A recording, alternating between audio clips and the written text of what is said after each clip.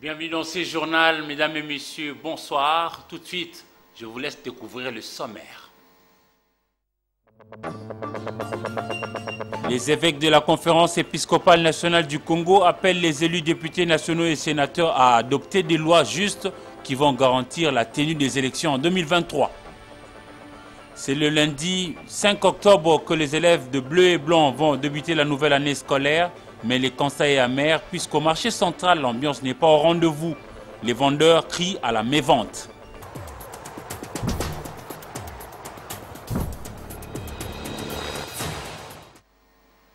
Et les géants miniers, l'un des géants miniers australiens est déjà dans nos murs. FMG, fort d'une délégation composée d'une vingtaine d'experts, FMG envisage parachever le projet Grand Inga, tenez-le-vous pour dit. Il propose d'aller de Inga 1 et jusqu'à Inga 8. FMG déclare que son projet est spécial pour la production non seulement de l'énergie électrique en République démocratique du Congo, mais aussi l'implantation surtout d'une série de grandes industries dignes de la République démocratique du Congo. Un contrat a été signé en présence du Premier ministre, chef du gouvernement, Ilunga Ilunkamba, mais aussi le chef de l'État congolais, Félix-Antoine Tshisekedi Tshilombo. Regardez. Fortescue Metal Group, l'un des plus puissants groupes miniers et énergétiques au monde, affiche sa volonté d'accompagner la République démocratique du Congo dans le secteur énergétique. Le géant minier australien arrive à Kinshasa avec une délégation composée d'une vingtaine d'experts conduite par son chairman, a été reçu par le chef de l'État Félix-Antoine Tshisekedi Tshilombo pour parler de son vaste et ambitieux projet hydroélectrique. En clair, FMG compte finaliser la construction et la production de l'énergie électrique du Grand Inga dans toutes ses composantes, c'est-à-dire de Inga 1 à Inga 8. Voilà qui justifie l'accord signé ce mercredi en présence du chef de l'État Félix Tshisekedi et du Premier ministre Sylvestre Ilunga Ilunkamba. À travers ce partenariat, les investisseurs australiens s'engagent également à produire de l'énergie verte non polluante à partir de l'hydrogène. The Congo can expect an injection firstly. Notre projet est très spécial. Nous ne parlons pas de Inga 3, nous parlons de Inga 3 jusqu'à Inga 8. Et notre objectif n'est pas de produire de l'électricité. Nous allons produire de l'électricité, mais également nous allons implémenter des grandes industries pour être en mesure de consommer cette énergie. Nous n'allons pas dépendre d'une quelconque demande, d'un quelconque nombre de clients. Et nous allons justement produire des engrais de qualité propre, nous allons produire des métaux propres, nous allons également produire de l'énergie propre. Des études de faisabilité étant déjà disponibles, il sera simplement question de les optimiser afin d'exécuter le projet en un temps record et à moindre coût. Motif de satisfaction pour le conseiller spécial du chef de l'État aux infrastructures, Alexis Kayembe de Bampembe, parle d'un rêve qui se matérialise avec la signature de cet accord. Vous savez que ça fait quand même plus de 60 ans qu'on parle de Inga. Et il y a eu pas mal d'investisseurs, pas mal de développeurs qui ont quand même manifesté l'intérêt pour investir. Mais il y a eu toujours des conditions. Il faut qu'il y ait les marchés, il faut qu'il y ait des collatérales, il faut qu'il y ait des garanties souveraines. Mais aujourd'hui, ce qu'ils offrent, c'est un modèle économique beaucoup très fort. Et ce qui est important, c'est comme ils ont signé aujourd'hui les MOU, ils nous ont promis que dans 3 semaines, ils commencent déjà, n'est-ce pas, les projets. Et ils ne veulent pas aujourd'hui aller chercher les off-tech, comme on les appelle, les consommateurs, puisqu'ils même amènent, n'est-ce pas, l'énergie sur place en RDC. Au départ, La priorité sera donnée à la formation des jeunes Congolais qui seront sélectionnés pour l'exécution du projet afin de relever leur niveau aux standards internationaux. Une manière pour Fortescue Metal Group de répondre à l'appel du chef de l'État Félix Tshisekedi lancé aux investisseurs étrangers, les rassurant que la République démocratique du Congo garantit un climat d'affaires propice et bénéfique. La conférence épiscopale nationale du Congo, SENCO, rappelle les députés nationaux et sénateurs sur les sujets en chantier à traiter en urgence. Tel est le cas du rapport relatif à la Commission électorale nationale indépendante CENI sur les cycles électoraux avant de désigner les prochains animateurs de cette institution d'appui à la démocratie en République démocratique du Congo. L'abbé Donatien Cholet a été avec Sylvie Fortuné-Mboula. Regardez. Après l'ouverture de la session parlementaire de septembre 2020, la conférence épiscopale nationale du Congo SENCO rappelle aux députés et sénateurs. Dans cette perspective, la révision de la loi électorale en vue de la dépolitisation de la CENI s'avère plus que nécessaire. 4. Veiller à ce que la majorité au Parlement n'abuse pas de sa supériorité numérique pour faire voter des lois peu favorables au progrès de la démocratie dans notre pays.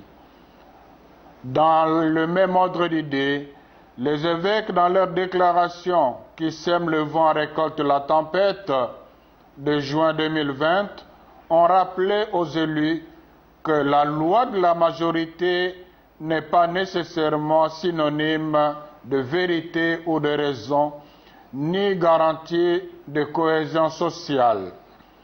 Une majorité parlementaire, si légale soit-elle, perd sa légitimité quand elle est déconnectée des intérêts et du bien-être du peuple. Les Congolais sont dans l'attente du changement. Être sensible aux peines, aux souffrances et aux desiderata de la population. Respecter les dispositions réglementaires de l'organisation de l'opposition au niveau de l'Assemblée nationale et être à l'écoute des forces vives du pays afin d'amorcer des réformes consensuelles nécessaires pour la consolidation de la démocratie. Les parlementaires doivent relayer les aspirations profondes du peuple au changement, conclut le message de la SENCO. Et les torchons brûlent entre communautés en pleine ville de Kananga, chef-lieu de l'actuelle province du Kasaï central. Pour les avertis qui croient qu'en République démocratique du Congo, 450 tribus sont égales à une seule et même nation, ils conseillent aux uns et aux autres de participer à la consolidation de la concorde nationale de qui découlera la vraie force de la République démocratique du Congo. Soleil Ntumba Fika vous propose ici de suivre la plainte du chef de groupement de Bakwa Tshimbula. Non, je suis venu présenter le doléance de ma famille qui est vraiment embrouillée beaucoup dans les groupements de Bakwa Tshimbula. Au lieu de faire ce qu'ils ont fait, je n'ai pas voulu ça. J'ai voulu montrer ça à l'État pour que nous soyons un peu, que nous soyons la paix tout simplement. Qu'est-ce qui est arrivé? Non, on a brûlé leur maison, on a pris toute la maison, on a pillé toute la maison. 5 maisons, 3 maisons brûlées et 2 maisons vraiment cassées. Alors dites-nous, c'est quoi le problème de ces disputes quoi? C'était pour le conflit champêtre. Mais il y a le type qui est en difficulté avec ses Kalumé et Nteka. Les 2 personnes là, avec leur adversaire, c'est qui? Poutou Kabassel. Voilà, c'est là où il y avait des problèmes. Je n'étais pas là, je suis ici à Kananga, j'ai appris qu'il y a des conflits là. Quand je suis allé trouver ça, je ne peux encore faire comme qu'ils ont fait. J'ai voulu montrer ça à l'État pour que nous soyons en paix. C'est le chef des groupements, c'est le chef des groupements, mon voisin, qui était allé aussi faire des bêtises là. Ils ont fait 2 jours après avec les petits-enfants ici, après jusqu'ici à Kananga. Non, je demande à l'autorité pour que nous soyons en paix, qui prend ces gens-là en charge. Ils n'ont pas à manger, ils n'ont pas même tout le bien de la maison, sont vraiment pillés. Restons à Kananga, mais cette fois-ci pour faire un flashback nostalgique et vous dire que Loulouabourg, ville administrative bien lotie sous la colonie belge, a petit à petit perdu de sa superbe au point que 60 ans après l'indépendance, sa voirie réclame aujourd'hui une retouche. Où en est-on aujourd'hui avec ce qui se passe au niveau de Kananga et par quoi devra-t-on commencer pour sa réhabilitation? La lecture de l'évolution des travaux effectués d'un côté par l'Office de route et de l'autre par l'Office de voirie et drainage OVD avec Soleil Ntumba Moufika. Cette séance de travail qui a réuni les techniciens de l'Office de voirie et drainage et l'Office de route, présidée par Tarsis Kabatouchi, la ministre provinciale de l'Intérieur, faisant fonction du gouverneur de province ad intérim, a été directement suivie de la visite sur terrain des sites érosifs de Benamande 1 et 2, orthodoxes à Kamulumba, SNCC et Toubouloukou. À l'issue de cette ronde effectuée avec le responsable de ces deux services, Tarsis Kabatouchi s'est réjoui de la qualité du travail abattu par l'Office de voirie et drainage pendant cette période pluvieuse. Nous sommes satisfaits du travail qui est déjà abattu jusqu'à présent. Nous sommes très contents, mais nous allons encore suivre. La prochaine pluie va nous donner tort ou raison. Voilà ce que nous pouvons dire jusqu'à présent. De toutes les manières, nous avons demandé aux deux entreprises de nous présenter leur budget, ou enfin si vous voulez bien, un état de besoin. Et nous allons examiner dans la mesure du possible. Nous ne manquerons pas à continuer à faire le plaidoyer pour que les fonds arrivent et que l'Office de route comme l'OVD puisse continuer à faire le travail qui leur est proposé. Voilà. Quant au travail amorcé par l'Office des routes, dans différents sites, Tarsis Kabatouchi salue la volonté manifestée par ce service, celle de revoir tout en termes d'observation faite. Les constats que nous avons vus, du moins là où nous nous trouvons à Toubouloukou, l'OR doit, l'Office de route, pour ceux qui ne peuvent pas comprendre, l'Office de route doit faire un effort pour récupérer une partie de route. Si jamais ça ne se fait pas, nous risquons de parler notre langage. Et nous sommes heureux de dire que l'Office de route a parlé le même langage avec nous pour la récupération de cette partie de route qui est en train d'être perdue. Notons que le ministre provincial de l'Intérieur a promis de faire rapport à l'autorité provinciale en mission pour d'autres mesures au cas où l'Office des routes ne respectera plus les observations. World Vision et la fondation Denis Nyakeru Tshisekedi disent non aux actes de violence à l'encontre des enfants partout au travers du territoire national de la République démocratique du Congo. À l'occasion, un déjeuner plaidoyer a été organisé pour la circonstance à l'hôtel Pullman, situé dans la commune de la Gombe, ici à Kinshasa, où on retrouve Willy Kacha.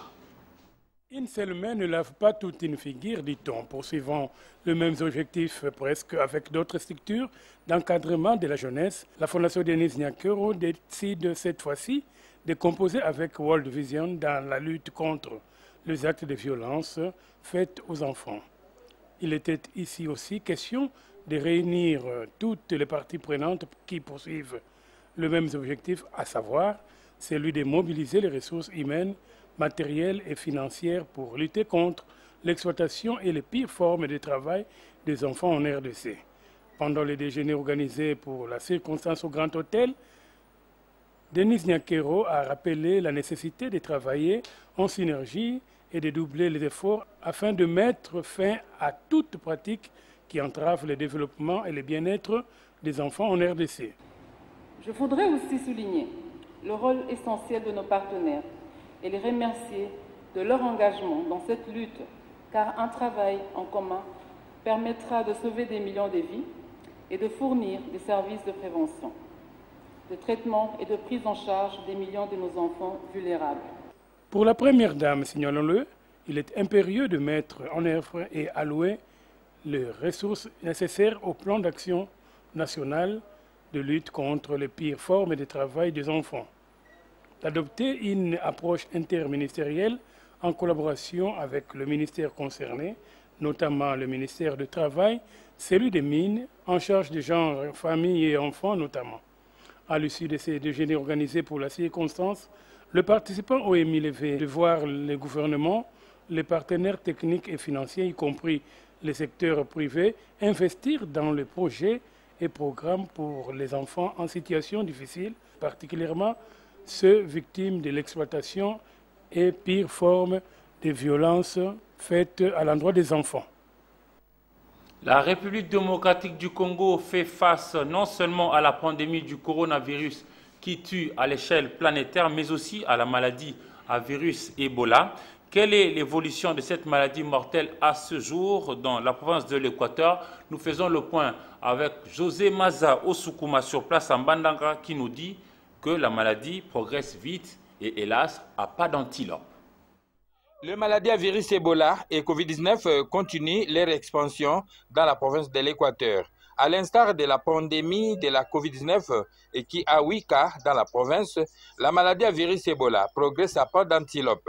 Déjà, 123 cas sont répertoriés, dont 50 décès, 55 guéris dans 12 zones de santé, à savoir la zone de santé de Mbandaka, zone de santé d'Ipeko, zone de santé de Wangata, zone de santé de Lolanga Mampoko, zone de santé d'Iboko, zone de santé de Lutumbe, zone de santé de Lilanga Bobangi, zone de santé d'Ingende, zone de santé de Bolomba, zone de santé d'Ikoko Bonginda, zone de santé d'Itipo et la zone de santé de Losanganya.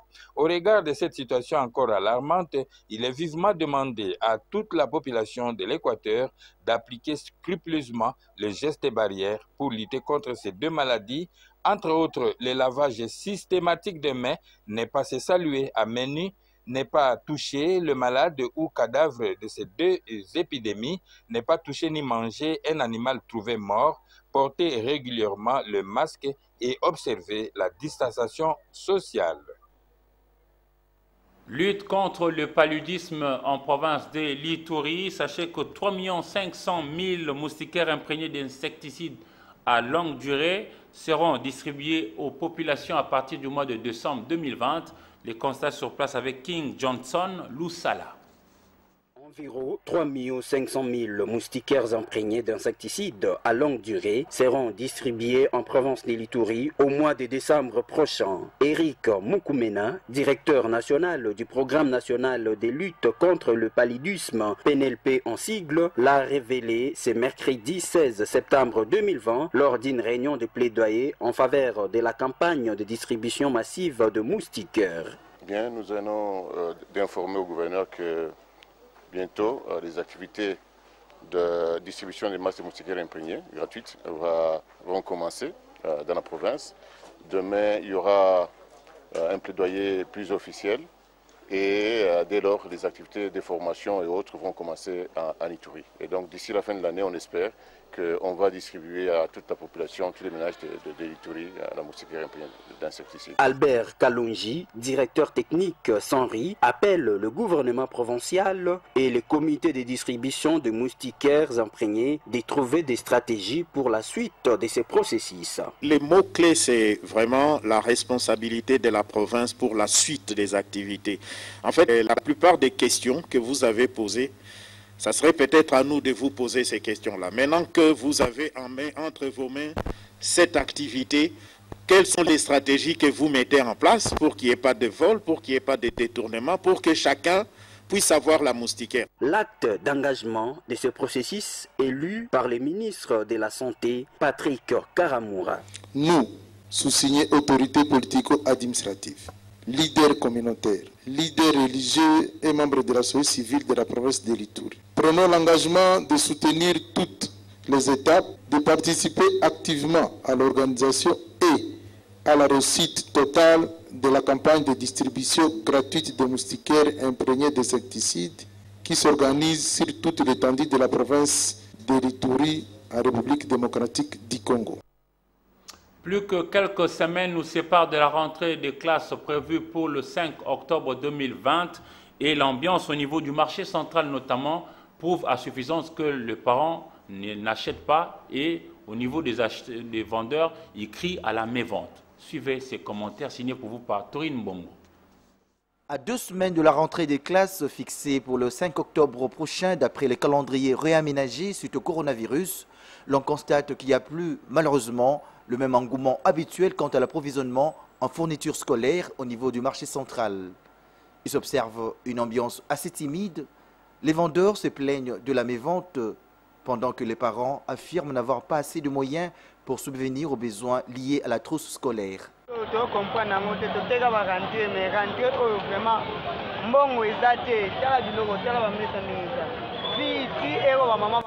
On ne comprend rien du tout. Alors que les étals sont pleins d'articles, mais il n'y a pas de clients. Ils ne sont pas encore payés ou quoi? C'est vraiment déplorable pour cette année. L'atmosphère est timide. Les parents ne viennent pas s'approvisionner en fournitures scolaires, mais nous espérons que la semaine prochaine, la situation va changer. La rentrée scolaire pour cette année, c'est vraiment difficile. Tout est perturbé avec cette histoire de confinement. Non seulement pour acheter les objets classiques, mais nous avons aussi de sérieux problèmes à l'école. On nous demande de solder les frais scolaires de l'année passée et payer la compte pour cette année. C'est vraiment difficile. Il faudrait souligner que l'année scolaire 2019-2020 a été perturbée par le surgissement de la pandémie à Covid-19, occasionnant ainsi une crise économique qui a touché pratiquement tous les secteurs de la vie nationale.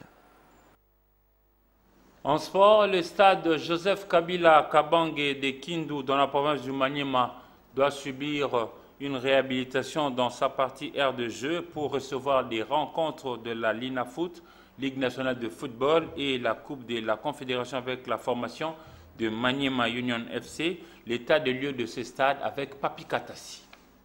Le stade Joseph Kabila de Kindu, inauguré il y a cela quelques années, qui a abrité plusieurs rencontres footballistiques locales, nationales et africaines, se trouve dans un état qui nécessite son lifting, surtout dans sa partie l'heure de jeu.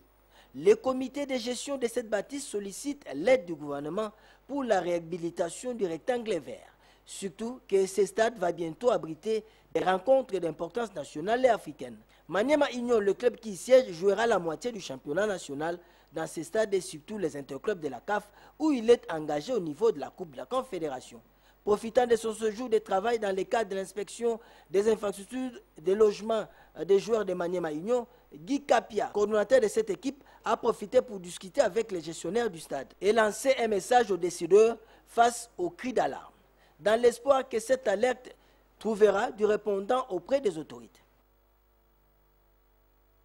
Et la 26e édition de la Ligue nationale de football va débuter le 2 octobre prochain avec à l'affiche FC Renaissance du Congo contre Maniema Union de Kindu au stade de Martyrs de la Pentecôte, situé ici dans la commune de Kinshasa, dans la capitale qui porte le même nom.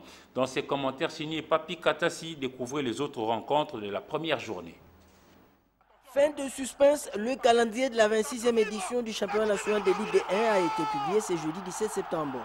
Dans ce calendrier, la compétition va officiellement ouvrir ses portes le 2 octobre prochain, contrairement à la date officielle récemment annoncée par la commission de gestion de la Ligue nationale de football. La fiche d'ouverture de la saison mettra en opposition la formation du FC Renaissance du Congo de Kinshasa contre l'AS Maniema Union de Kindu sur la pelouse du stade des Martyrs de la Pentecôte à 15h30 à huis clos. Pour sa part, le champion en titre Mazembe démarre à domicile au stade TP Mazembe contre les promus Blessing de Lualaba. Le club croisera les fers avec les académiciens des Rangers. À Lumbashi, le Saint-Éloi Lupopo aura fort à faire contre le Lumbashi Sport. Les deux clubs Motema Pembe recevra Racing Club de Kinshasa. Et à Kolwezi, Simba offrira son hospitalité à la jeunesse sportive groupe Bazano. Les affiches de la première journée du 2 au 4 octobre se présentent de la manière suivante. Renaissance du Congo, Maniema Union, Lubumbashi Sport, Lupopo, DSMP RCK, TP Mazembe, Blessing, Rangers, Ice Club, Ice Simba, groupe sportif Bazano. Ici, rappelez que les matchs se joueront à huis clos et toutes les équipes devront se conformer au protocole sanitaire de lutte contre le Covid-19. Par ailleurs, le comité exécutif de la Ligue provinciale de basketball de Kinshasa a décidé de reporter le démarrage du championnat de la capitale édition 2019-2020 pour le lundi 21 septembre prochain à Imika, situé au quartier Matongé, commune de Kalamou. Ndeilambochi pour la suite.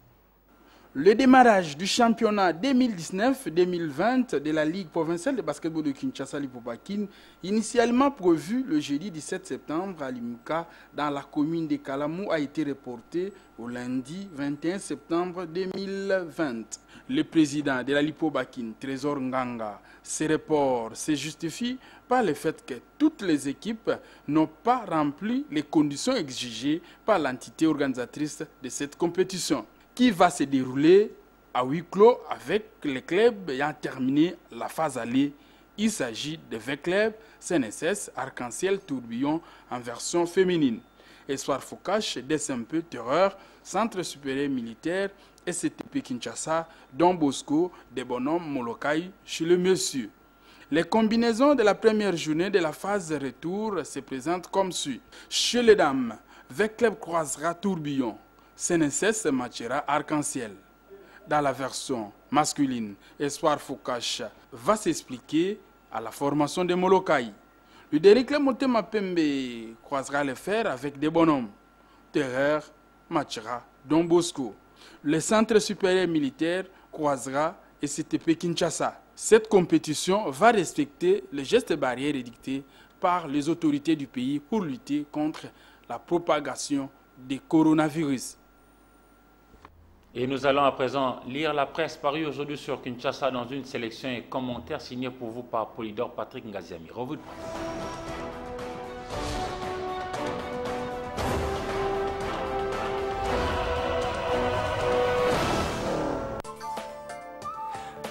Les violons ne s'accordent plus entre Cash et le FCC. Et selon la République, le divorce est en l'air. Et le FCC est convaincu que Cash n'est pas disposé à respecter ses engagements. L'un des sujets à discorde est cité par le journal.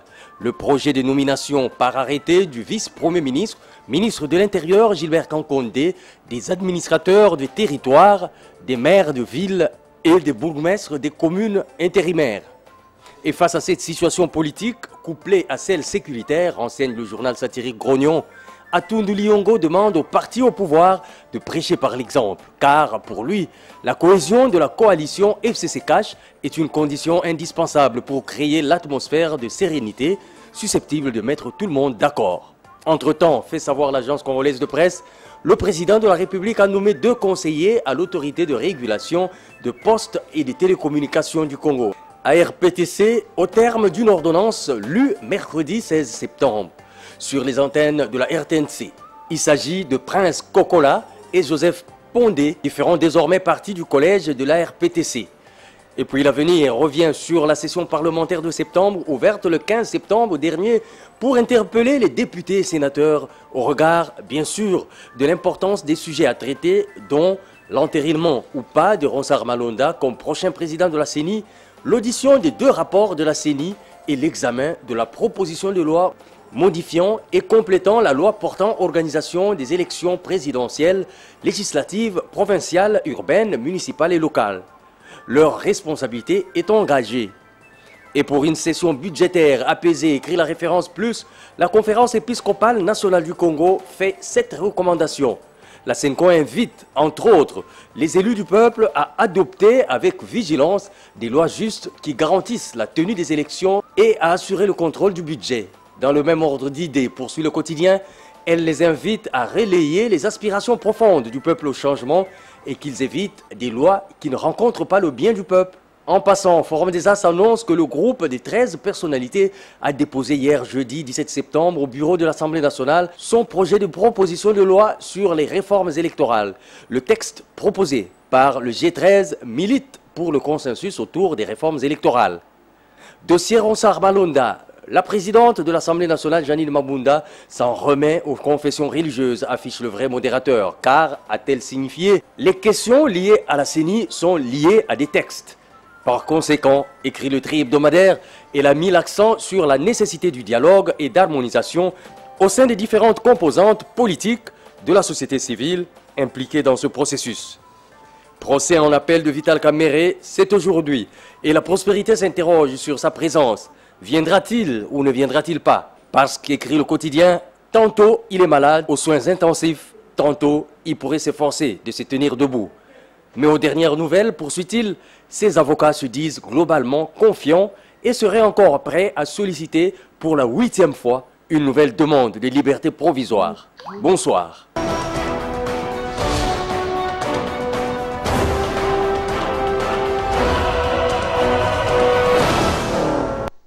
Et mesdames et messieurs, je vous laisse redécouvrir les grands axes de ce journal dans ce rappel des titres.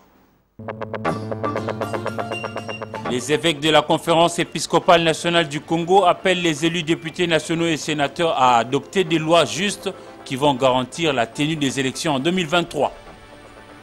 C'est le lundi 5 octobre que les élèves de bleu et blanc vont débuter la nouvelle année scolaire, mais les constats est amer puisqu'au marché central, l'ambiance n'est pas au rendez-vous. Les vendeurs crient à la mévente.